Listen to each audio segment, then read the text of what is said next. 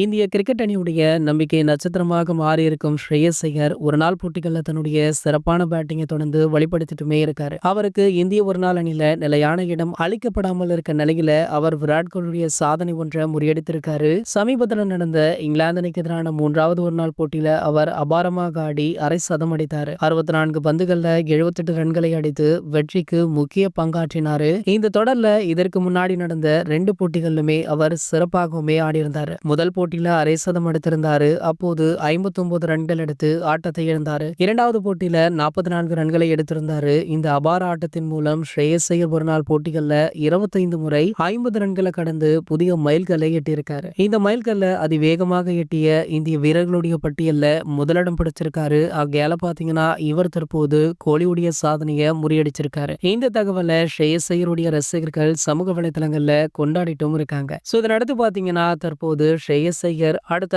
ODI கேப்டனாக வர அதிக வாய்ப்பு இருப்பதாக பல கிரிக்கெட் வல்லுநர்களுமே சொல்றாங்க. இது போன்ற கிரிக்கெட் செய்திகளை பத்தி நீங்க உடனே தெரிஞ்சுக்க நம்மளுடைய தமிழ் நியூஸ் எக்ஸ்பிரஸ் சேனலை மறக்காம சப்ஸ்கிரைப் பண்ணிக்கோங்க.